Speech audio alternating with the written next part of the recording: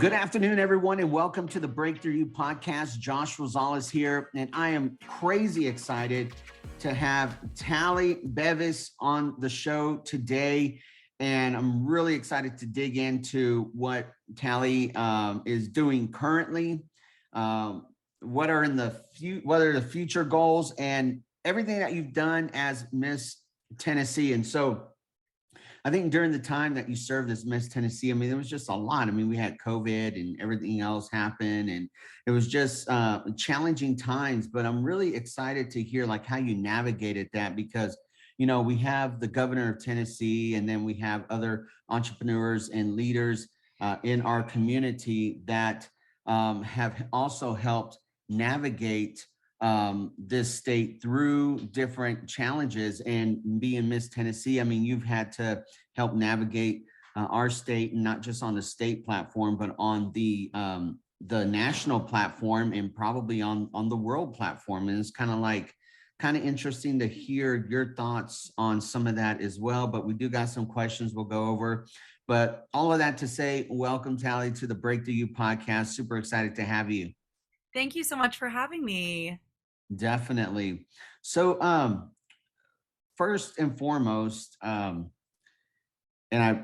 question is, are you native to Tennessee? I am. So I'm originally from Robertson County, which is about 30 miles north of Nashville. I was born in Nashville at a women's hospital and was brought back to good old rural Robertson County. I was raised in the historic district in Springfield, Tennessee, which is the county seat for Robertson County, and was the daughter of entrepreneurs. I went to school in Springfield, went to school in Clarksville, went to high school at Pope John Paul II High School in Hendersonville in the end, and then I'm a graduate of Belmont University's Curb College of Entertainment and Music Business. So a little bit of everything, but all very Middle Tennessee, and I'm definitely one of the unicorns that grew up here and stayed. You don't meet a lot of natives by now with all the Californians that have moved here. No, that's definitely true. So, getting into the whole pageantry, has pageantry always been in your blood, or like how did the pageantry bug bite you, and like when did it bite you? Yeah, so pageantry was not actually part of my life. My mom hates when I tell this story, but I only ever was in one Fairest of the Fair pageant as a kid. I think I was 9 years old, and I was in the Fairest of the Fair at Robertson County Fair years ago. I won't age myself too hard, but it was many years ago, and I showed up in velvet pants. Wow. And everyone else in my age division was in these ball gowns, and I guess we just were totally not those people. I was growing up around lots of boys, and my mom was a very successful attorney, very strong in her own right, very successful. And we just did not get it. I did not want to wear bows as a child. Dresses were not my thing. But I remember my mom told me, she said, no matter what happens, we can go and get ice cream after the Fairest of the Fair pageant. And she thought I would be so devastated. I was not in a dress. I was not in, it just wasn't it was not my day. And it was just not my scene really as a kid. And anyways, we went and got ice cream after. I was totally fine. And then it wasn't until I was 18 years old and I was facing some student loans, and I was about to go to college, and I realized how expensive college was. And I actually was at a nail salon in Springfield, and this lady kept looking at me, and she was just kind of like staring at me from across the nail salon. I was like, what is this girl's problem? Who is this? And she just scooted over, and she was like, it's so funny how literally someone could see something in you and you would have never seen it for yourself, and how things can genuinely be sliding doors and your life can completely change because of one person's belief in you and vision. And so a random woman came up and she said, do you do pageants? And I said, no. I was like, absolutely not. No, thank you. Not that girl. I was a tomboy. I call myself a recovering tomboy because, I was very athletic. I was in sports. I was a competitive dancer. And I was not a pageant girl. And turns out that this woman, who's Bitsy Weaver, she ended up was a local director in the Miss Tennessee organization. And when I was 18, I first competed at her local competition, which was Miss Music City at the time. And I just was a total train wreck. Honestly, Joshua, I was a train wreck. I didn't know what I was doing. I didn't understand really the mission behind it. And then a couple years later, when I had studied abroad and I had grown up and I was starting to see these loans mounting and for Belmont University. I said, you know what, let me really kind of lean back in and let me see if this is something that is far beyond the evening gowns and the pageantry of it, but there's scholarships I can earn here. And so that's when I started to dip my toe back in. And I just had people that didn't stop believing in me. Bitsy Weaver, Yvonne Stewart, these local directors that did not stop believing that I could be Miss Tennessee or that I could be well served, even never winning Miss Tennessee, which was not the goal in the first place. It was literally just to get to the Miss Tennessee stage. I never thought in a million years that I would be the right fit for the job. In part because when I started competing in the organization, there was a swimsuit competition. And I competed in the swimsuit competition my first time at Miss Tennessee in 2018. And it didn't feel empowering to me. And I thought, why am I parading in a swimsuit for college scholarships? And then that by 2019 had been removed from the competition. And I skyrocketed to fourth runner up, not because I couldn't rock a swimsuit at any size, but because I started to really lean in and figure out, why am I here? What can I do? What service can I have? And then also just truly, starting to believe in the mission of it all. So, not a pageant girl at heart, but the scholarship competition of the Miss America organization really drew me in, and I've earned over 35,000 in scholarships now since I started. Wow, 35,000. Yeah. That is incredible. So did you ever, I know you're like, everyone else was believing in you about becoming Miss Tennessee. Did you ever in your mind think, you know what, this is something that I actually could attain? Honestly, when I first competed at Miss Tennessee in 2018, again, there was a swimsuit competition. It was a really fierce competition. But I was there really to just see if it was something I wanted to be a part of, if it was something that I wanted to pursue. And I realized that there were so many scholarships involved, and it really lit a fire under me, even more so when I saw the competition start to shift. So we went from a pageant to a scholarship competition, and that's when I saw that shift happen. I said, you know what, like I could really do this. And I just got a little taste for what it could be like, and I watched former Miss Tennessees before me, the Brianna Masons, the Katie Davises, the women that came before me and led with a servant's heart, focused on their service, focused on traveling, meeting students, advocating on behalf of the organization, making a difference, and also earning incredible scholarships along the way. And I was like, okay, I want to be a part of this legacy. I remember thinking that I wanted to be Miss Tennessee, but even more so, I wanted to be a part of that sisterhood and of the legacy that it stands for. Having Mhm. been the 68th Miss Tennessee, it does not get lost on me that it is a great blessing to be among really incredibly powerful women, strong women, educated women. And of course, going to Miss America was the cherry on top. But at first, I just honestly, Joshua, never even thought I could get to the Miss Tennessee stage. And for those who don't know, you have to earn a local title before you can ever go to Miss Tennessee. So my first was Miss Parsons. Then when I was fourth runner up, I was Miss Music Row. And then COVID hit and there was a year off, and I served as Miss Nashville for 2 years. And so when I showed up to Miss Tennessee summer of 2021, last year as Miss Nashville, I had been a fourth runner up, but my entire top five, other than the winner, was still there, right? They all came back too. And It's so 12 hours. oh God, my computer. But when I showed up to Miss Tennessee in 2021, all I told myself was, I want to earn scholarship money. I want to be the best version of myself. I'm going to show up and be the most genuine version of me. I'm going to tell them my plan. I'm going to tell them how I'm going to serve. I'm going to build sponsorships. I'm going to recruit women. And I had a really good plan in place. And I thought, if this is for me, it won't pass me. And the judges saw that. And honestly, I'm still kind of shocked that they did choose me, because we had an incredible group of women that were there, and many of them, many of them could have done this job. That's incredible. With everything that you've done and leading up to this, who was your biggest inspiration and why? Or maybe even to this point? Yeah. Am I allowed to say Dolly Parton?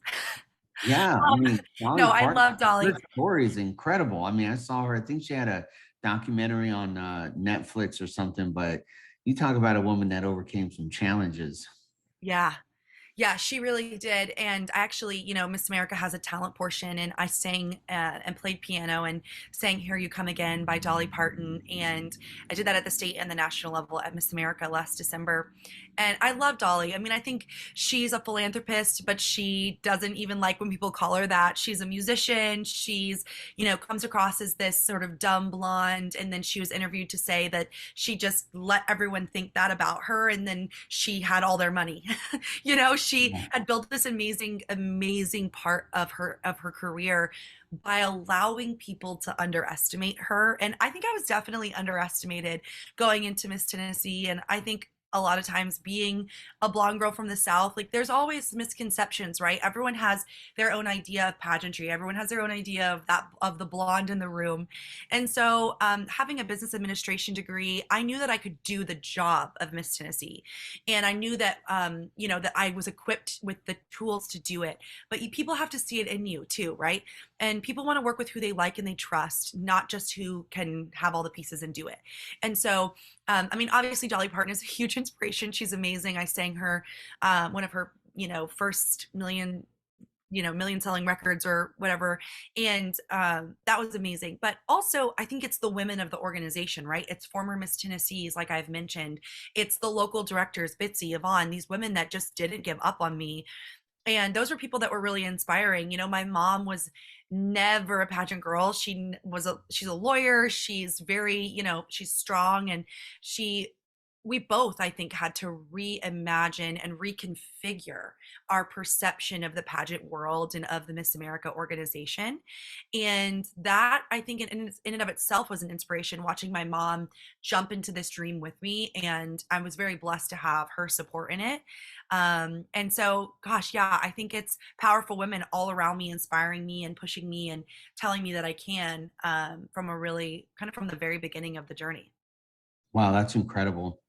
Um, when it comes to preparation, mentally, physically, I mean, I think like you got to be in line as much as you can in every aspect of your life, right? And so, how did you prepare, and how do you prepare mentally and physically and spiritually, like just the whole, all the factors? Like, how did you and how do you currently prepare yourself every day? I know you got a busy schedule and you got to fit everything in. But there has to be some time for you where you're like, you know what, I need time to just focus on me and prepare. How do you do that?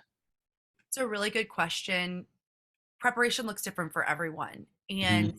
one of the things I've learned through the Miss America organization is how to prioritize, how to triage at times, how to sort of separate the work that you do with also who you are, right? And what you need to get through the day. And one of the things that's wonderful about the Miss America organization is that you live and you breathe it. So as a local title holder, it's not like a day job, it's a service position, it's a volunteer position, right? As a local title holder, it's not like you can leave at 5 on Friday and you don't think about it over the weekend. As a really strong local title holder and as someone who is service minded and who has big goals, as most of the women do in the organization, there isn't an off day. Your brain is never off. And so, in preparation for Miss Tennessee, first of all, being Miss Nashville for 2 years was like antagonizing at times. Obviously there's this global pandemic going on, and this is just such a small piece of it. And you're so blessed to like still have your family members. We lost so many people to COVID, right? And so you're thinking about all the ways that you're blessed, and you're also thinking about how much preparation goes into Miss Tennessee, and then it's canceled for a year, and so now you have a whole nother year. And it was at times totally a mind game, right? And so, like anything in life, in business, in life, in relationships, in competitions like Miss America, your mind has to get right. And that's not going to happen by overstressing yourself, by like scheduling yourself so thin and completely overwhelming yourself with preparation and planning and gym and interviews and preparation and news and media and social media, right? We're taught to just overindulge ourselves and expect so much of ourselves in life, especially as women. We have huge expectations. You need to be, beautiful but humble in the organization. You need to be successful and educated, but also, you know, be graceful in defeat. You need to be strong, but also, have softness to you. I mean, there's just so many unrealistic expectations, I think, first for women. But second, within pageantry, there's these expectations to be a size -2. And was never going to be that person. I stand 5'11", flat footed. And, my entire mission becoming Miss Tennessee was to be a Miss Tennessee that proved to people that it was not the number on the tag, it was the woman wearing the dress. Right. And Wow, so that's powerful. as Miss Nashville, as Miss Tennessee, I was that person. And I knew that I was never going to be the perfect height, perfect shape, perfect body, perfect expectation of what you see online, but I was going to be healthy. I was going to be fit for mentally and physically. And Miss Tennessee as a job is very challenging, but it's not the job that's the challenging part. It's the travel. It's the people that you think you need to please all the time. It's all these people that have a say in your year. How do you carve out your journey, your path, your plan, your mission, your service, and also carve out time to step away from it and to look at it from a broader perspective and say, I'm doing good things and I need to be proud of that. Wow, that was a that was a lot. That was a lot. So let me ask you this. So when you're done serving, you're never done serving, but in that official capacity of Miss Tennessee, are you able to go back to Miss Nashville or go back to Miss Music Row, or once you're done, you're done? Yeah, once you're done, really. You can be a local title holder for many years. We have a teen competition. Anyone that's listening or that has kids who are, daughters who are 13 to 17, 18 years old, there's a teen program. Our Miss Tennessee's Outstanding Teen gets a ton of scholarship assistance, including a full ride to the University of Alabama, winning Miss Tennessee's Outstanding Teen. That's just one of many schools. Auburn has programs and scholarships for the winners as well. There's so much scholarship assistance for teens, and people don't think about how you can literally start earning scholarships at the age of 13, 14 years old in this organization to plan ahead for college because it's expensive, right?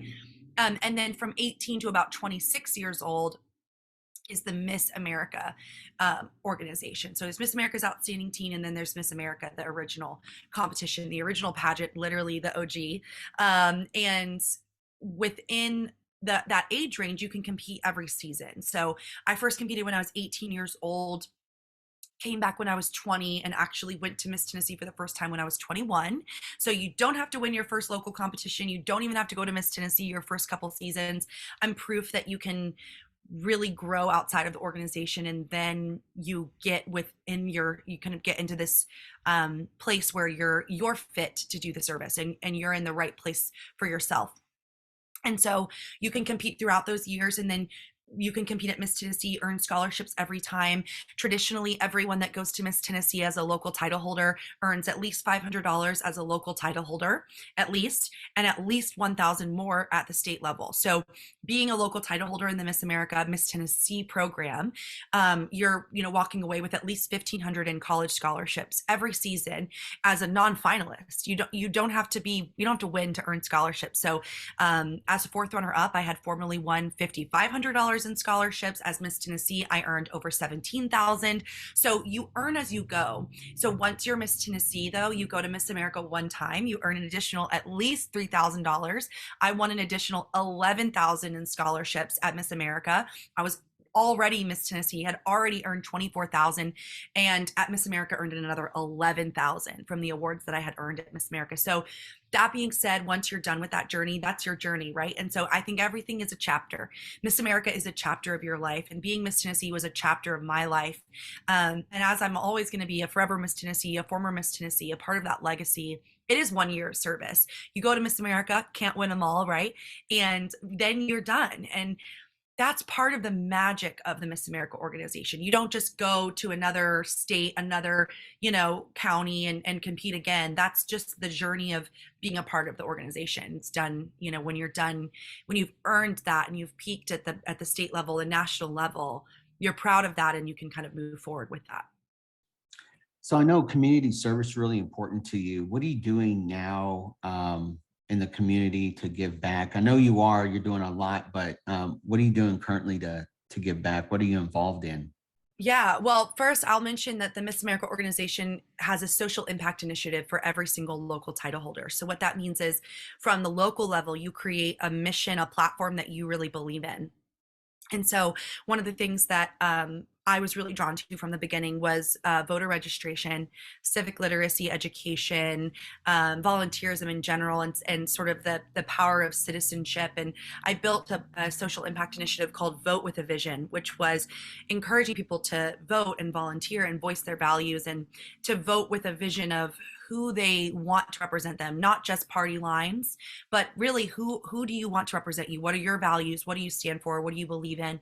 And to take ownership of voting, right? So it's registering, second it's showing up, but the third and the goal is to show up with an understanding of what's on the ballot. And one of the things that I talked about a lot as Miss Tennessee, traveling over 20,000 miles across the state, driving in my old Jeep, my trusty old Jeep. And what I talked to thousands of Tennesseans about was that voting is naturally nonpartisan. And it's really important right now, seeing as November 8th is election day. This is the midterm elections. It's so, so important. Irregardless of your political affiliation, your party affiliation, that's not my responsibility, right? That's not my job to tell you who to vote for. But what I did as Miss Tennessee was to empower people to vote in the first place.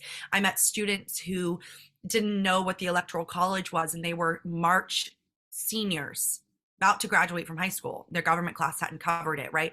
That I addressed the state Senate. I traveled to DC and lobbied with my US senators, Senator Haggerty and Senator Blackburn, about the need for what I was doing and for civic literacy education in the state. I had tough conversations, and I worked with the Secretary of State, and I did, voter registration tailgates at Austin Peay State University. I traveled with him and, provided awards with his office to schools who had 100% voter registration in their senior classes. So while there's work, there's more to be done. And one of the things that I did was I started a podcast called the Suffragette Series, and it's something that I still have a couple more episodes I'm putting out. So continuing that advocacy, continuing to be really, really loud on social media and with friends about voting.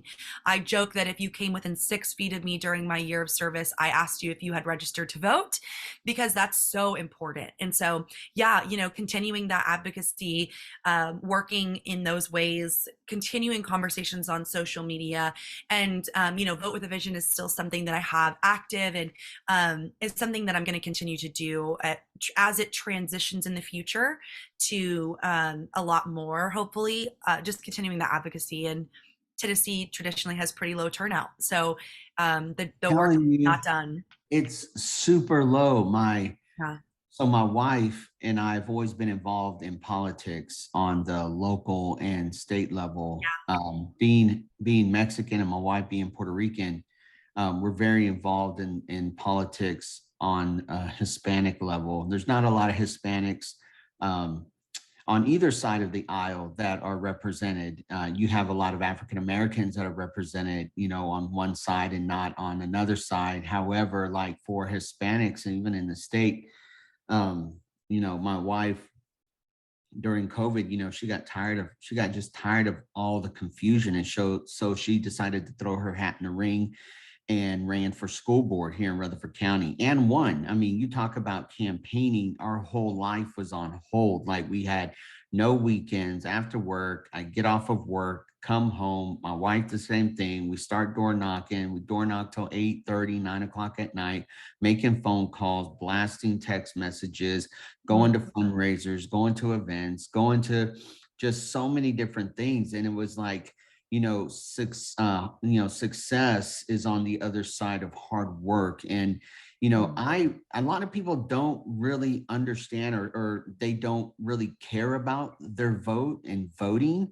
And you saw that in this last election, the voting turnout was so low, and the voting turnout is supposed to be low this time, but it's like, it's just crazy how people don't think that their vote doesn't matter. And it was like, you know what, your vote does matter. And it can come down to some counties or parishes or, districts where it's like maybe within, 100, 200 votes, maybe even 20 votes that, it does matter. But it's like the Yeah. passion and desire that we have when it comes to, I mean, that's a whole can of worms right there, is Yeah. getting out and voting. And there's so much going on around just the whole voter registration process, but yet the increase in minority voting is incredible right now. And so, yeah, that's a hot button that, like, you and I could talk about the probably for hours and hours Yeah. and hours. But it's so important that people get out there and vote, because your vote does matter. And then, Yeah. if you don't vote, don't complain. That's my whole Yeah. thing. I always say, not voting is a political action. It And is. that you've got 2/3 of the population that doesn't vote. Okay, so you've got 1/3 of the population who's choosing the electorate, the elected officials for the Yeah. electorate. Yep. And then you've got 2/3 who are completely disenfranchised or disillusioned by the entire thing, or they don't really care, or they've been purged from voter rolls because they didn't vote for a while and then they didn't know. I've previously worked as an election official. I called my election commission and they didn't need anyone for Tuesday for November 8th, but I did ask. I've been a former fail-safe judge for the presidential election in 2020, which is basically the person at the polls at every single election polling location. There's going to be at least one fail-safe judge, which is for people who think that they should be able to vote and should have access to the vote, but aren't currently on the rolls. So their job is to provide them provisional ballots if they feel as if they are eligible to vote and they're just the records are wrong, because everyone has the right to a provisional ballot and everyone has a right to vote. Now, are they in the right location? Do they understand the voter, ID laws? Are they on the rolls? Have they been purged? Are they paying attention? Has their name changed? Like, you can't control that necessarily. There are a lot of hoops to jump through, especially in Tennessee, to vote, which can be frustrating at times. But there's a balance between protecting the validity and the identity of people while they're voting, and also not restricting to the point in which it feels disenfranchising for people, especially first-time voters, especially 18-year-olds, especially minority groups, or especially lower socioeconomic groups, right? That doesn't necessarily have anything to do with racial groups. It's across the board. And so it was a pretty interesting year having those conversations in a pretty conservative state. But again, voting is naturally a nonpartisan action. And so I think that the more we do as a state to remind people that, these elections are happening and the local ones matter the most, it's really, really important. I remember when I first voted, I was 18 years old and I voted in or maybe 19, I voted in the 2016 election. And I remember the mayor was elected by 14 votes. And she was the first female mayor of my home county, or excuse me, my hometown. So the first female of Springfield, Tennessee to be mayor won by 14 votes. And my family was 4 of them. What happens if we hadn't shown up that day? What happens if 3 families had not shown up? We would not have had our first female mayor. Right. Mhm. And so those are the stories that I talked about as Miss Tennessee and that I continue to share, because you feel so small when you're talking about a presidential election, but you should feel so important at the local level. That's true. Um, how important is it to have the right people around you? And when I say that is because, like, even for myself, there's a lot of negativity out there, and I believe, like, they say birds of a feather flock together. I heard someone say that I can tell you're the average of the 5 people that you hang around. And it's, even I think a lot of people hear the negativity and they're like, you can't do it. There's no way. It's, the odds are stacked against you. You shouldn't even try. And it's like you get to a point where you overcome these challenges, and each time you overcome a challenge and you start finding people with like-mindedness and that are hustlers, and they're just on the grind every day, and they're just marching towards their goal, and they may fall down, they get back up, they learn from it, and then they use that learning experience to help them. And it's especially the journey that you're on, and everyone's journey, like, how important is it to have the right people around you? And how would you encourage those that are watching and listening to the podcast, to encourage them that, what, just because, it's crazy, Tally. I was this morning, I was doing my devotion, and then I was also just thinking about throwing in the towel, that whole thing, throwing in the towel. Where did that come from? And what is the importance of the towel? Like, what is the importance of the towel? And it's crazy ideas like that and thoughts that come into my mind. I was like, the towel can oftentimes be used to wipe the sweat off of your brow, or the towel could be used to throw into the middle of the ring and say, what, the fight's over. But you know what? It's like, a lot of people throw in the towel right when things are getting ready to happen for them. And it's insane. It's like, just push a little harder, push a little further, because a lot of times your breakthrough is right on the other side of that. And I would rather use my towel to wipe the sweat off my face than use that towel to just throw it into the ring. What's your advice to those that are watching and listening? I mean, I think you hit a ton of different nails on the head with that. I mean, it's so true. I I think that if I had stopped competing, at fourth runner up, and I had said, you know what, COVID, I just need to take a step back, excuse, insecurity, insecurity, fear, fear, right? They all line up to pull from your vision, all these pieces of your kind of your internal subconscious telling you you can't, or you're not worth it, or you're not worthy, or you're not capable, right? They all line up to pull away from you and to pull away from your dream and your vision. And I think a lot of us in the Miss America organization had 2 years of just do we even deserve this? What are we doing? Are we even doing enough? And why does this matter when there's a global pandemic, right? And if I had not pushed through, I would not have been chosen as Miss Tennessee. I think that every time you push through, you build grit, and you build uh, achievement, you build growth, and I think my advice would be to continue to push. It's like that. There's like that parable of the man who pushes the rock up the mountain, and if he just knew that the summit was just right over that next push, right? If he only knew that it would be downhill from there, and that he would have accomplished that thing. And it's really easy to allow yourself to hear the negative around you and to believe it. And the thing that I've heard and what I've really learned is that you hear your voice more than anyone else's, and that your subconscious is always listening. So when you say something like, I could never be Miss Tennessee, you are telling yourself that's what you believe, right? Mhm. If you Yeah. say, I could work hard and bring my best to the judges, and maybe they'll help see that I could be Miss Tennessee. You're not saying that you're going to be Miss Tennessee tomorrow. You're saying, I'm going to do my best because I think maybe I could be.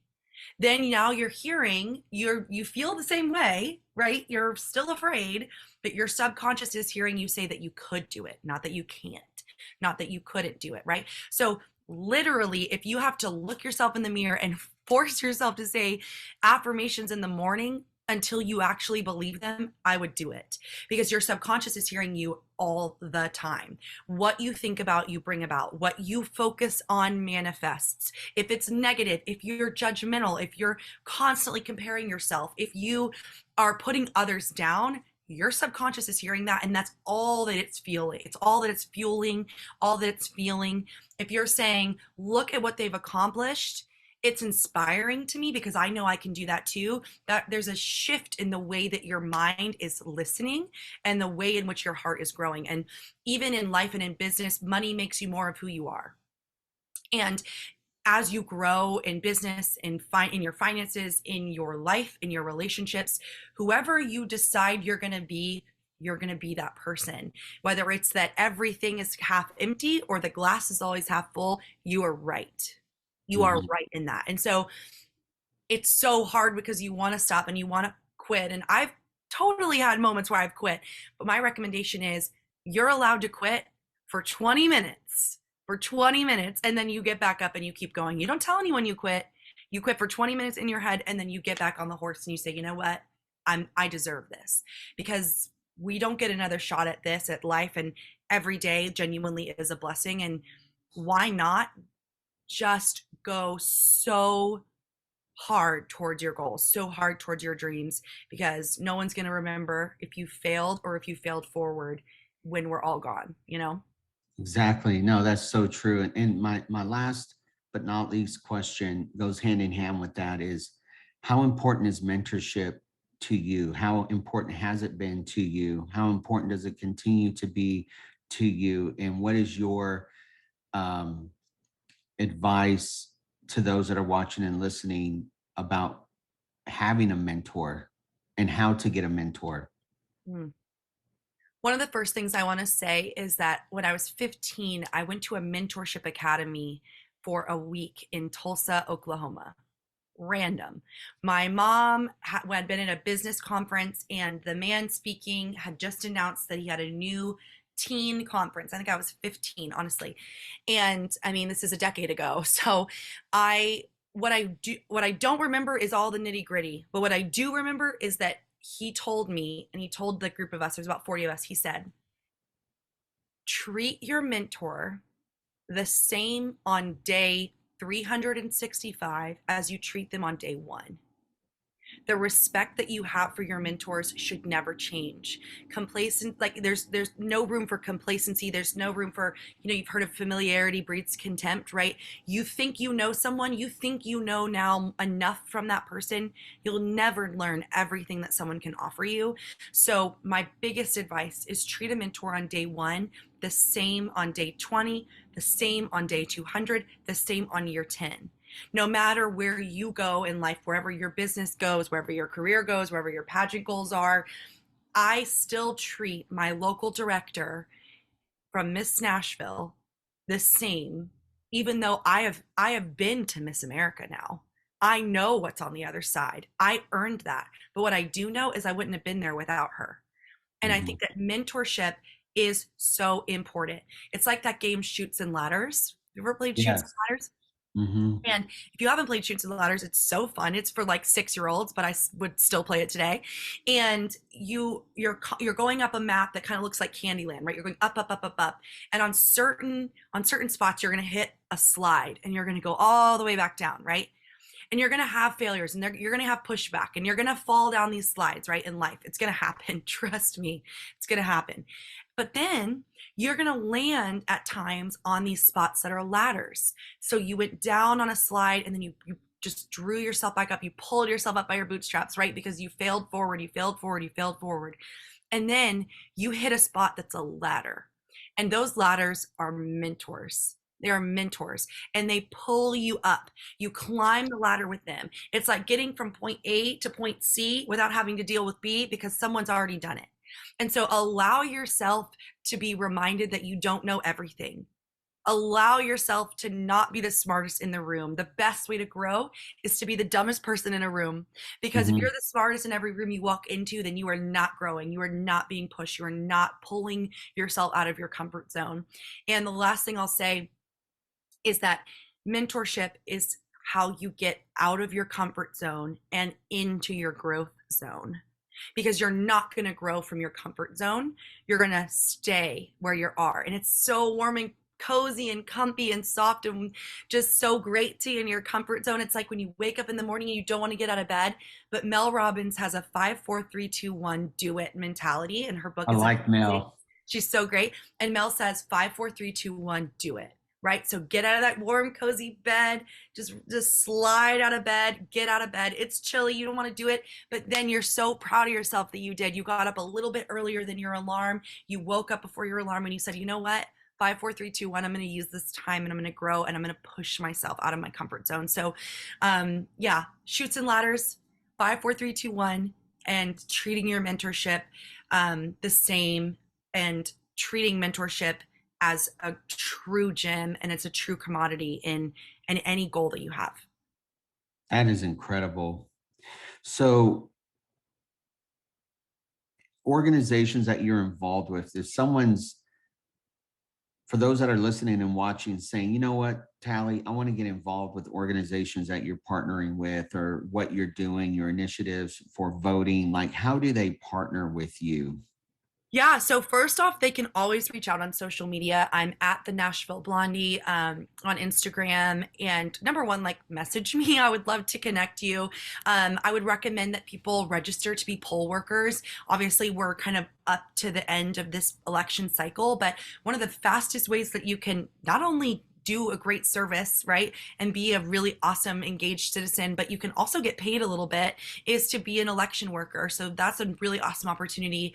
Another thing that I think, if you have dollars to donate, the YMCA's Center for Civic Engagement does programming for middle and high schoolers that I'm really just love dearly. I was a part of the high school youth and government program myself, and they do scholarships and they fundraise to basically put on entire mock government programs.